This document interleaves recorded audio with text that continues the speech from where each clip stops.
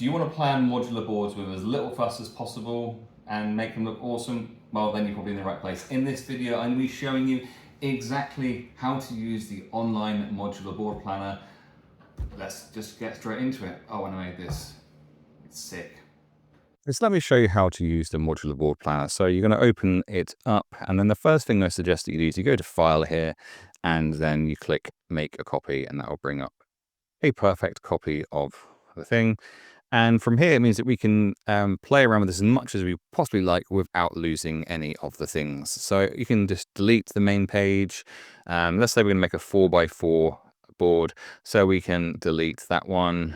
And let's say, for argument's sake, that we are going to make today a grassy board. So that means that we can delete the desert tiles, the urban tiles, all the other ones, until we're just left with these ones here.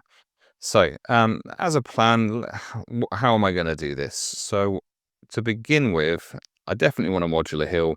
So I'm going to copy those 4 tiles, come up here and just paste them. And let's say for our first layout, let's see if I can create a board setup that has a modular hill in the center. That's the first thing I'm going to go for.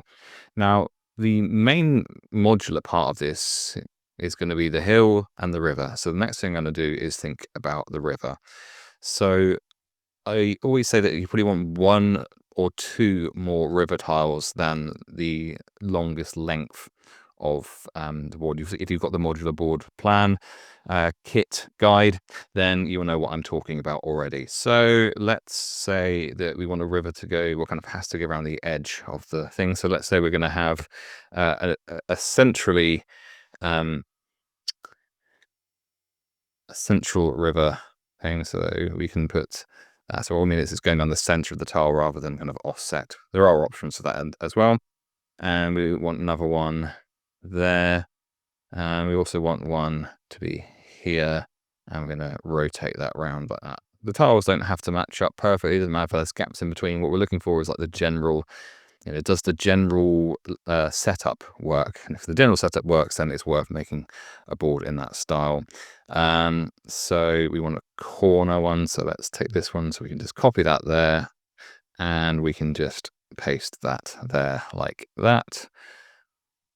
And we'll paste another one, and that's going to go there. Now with the corner ones, you can do a rotation, which can be a bit fiddly, or you can like do a flip in both directions, and that's the same as doing a rotation.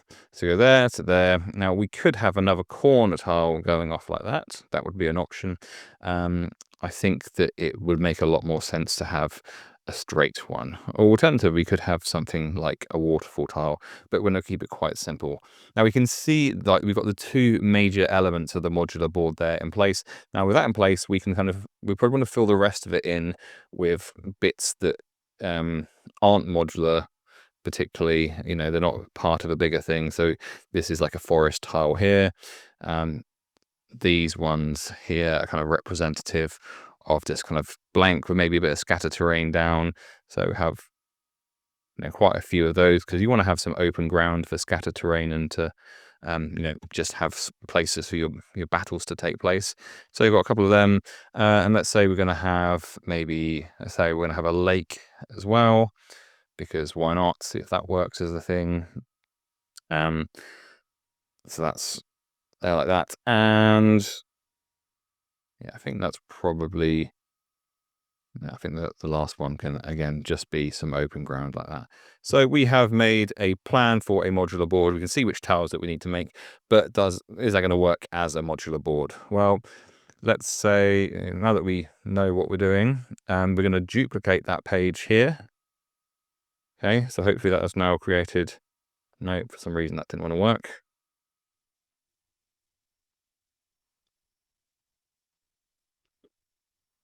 There we go. So we've duplicated those tiles exactly. Now we want to know if this can actually work in a different way. So let's say that we want to have the river running a little more centrally. So if we move that one across there, and pull a straight tile up there like that, and then this tile, which Let's move that over there. So all I'm doing here is just dragging and dropping and seeing what happens. So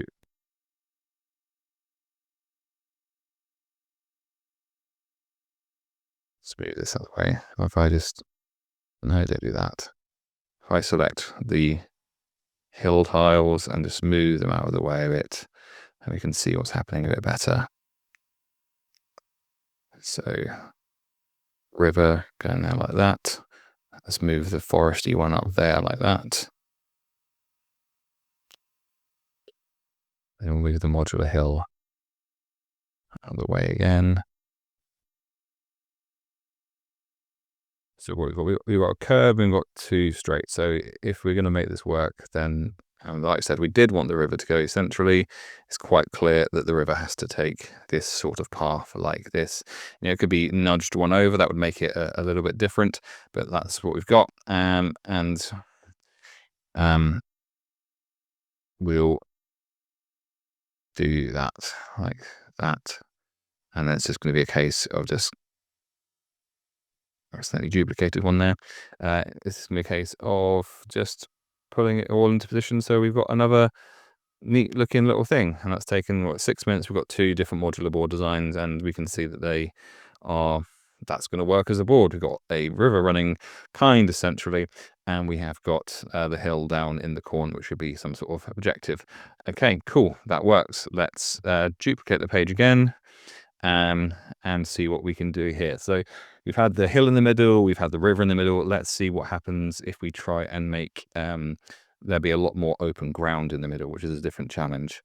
Now with the hills, these are called four-way hills, not just because they kind of split in 4 directions, but because I can take this half of the left and right halves of the board here, like the hill here like this, and put them out the side, and then that will work as, you know, a thing at the side of the board, so it doesn't have to thing, and you know, just in that position there, moving around, we've got the you know, a river running by the hill. I mean, this doesn't quite work because there'd be a flat edge here, but you can if we, let's tell you what, let's go with that. We're going to put the hill like that and see what that does. But like I said, we want as much open ground as possible in the middle. In fact, let's try and see if I can make it so that we only have like open ground type tiles in the middle, because then the challenge is going to be what the river does. So, and then you can use a couple of neat little tricks here to make that work. Okay, so we've got 1, 2, 3. Let's have a forest tile. So we've got lots of open ground in the middle. That was the challenge. But can this work with the rest of the thing? Well, let's find out what happens if we put that there and we slide that across here and give it a rotation. I'm sure there's a hotkey for a 90-degree rotation, but I don't know what it is. That there like that. Like so. We'll move that up to there, and then that river can run like that. And we can have a look at what we've got left. We've got that. So we've got that and we've got that. Now that looks like, well, that's simply not going to work. Well, here's what we can do. If we take this hill and just nudge it up 1 square like that, and if we move this one to here like this, and we move this here to there like this, I really hope you can hear my cat Astrid having a squeak in the background there. So we can split the river into 2 kind of different rivers, which leaves us with a hill, half a hill at the side there, half a hill here like this, and that could be moved kind of up and down if we wanted it to. And we've got all of this open ground in the middle that we wanted. So those 16 tiles, you know, within less than 10 minutes, I've moved and jiggled them around and proven to myself that I can create 3 entirely different board setups, and there'll be dozens and dozens more that I could create with you know, with these tiles, just very, very simply. And you can have, for example, you could have the river curving like that, like a horseshoe, and have some sort of objective in the middle of that. But what I've done is I've proven to myself that these 16 tiles will work as a board. So hopefully that's explained to you how to use the online modular board planner. If you haven't already picked it up and you're interested in the modular board planning guide, then you can find that on my Patreon, www.patreon.com/goodenoughscenery, where you can pick it up for £10.50 or your equivalent currency. But yeah, that's how you use it. Love to see what designs people come up with, and I hope you've enjoyed watching this and you now understand. If you do have any questions at all, there's anything you feel like I haven't covered, then please drop a comment below. I do read and respond to every single comment that I read, so please get in contact by that method if that works for you.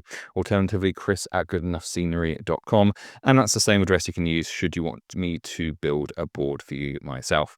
Anyway, I hope you enjoyed this, and I'll catch you for another video soon.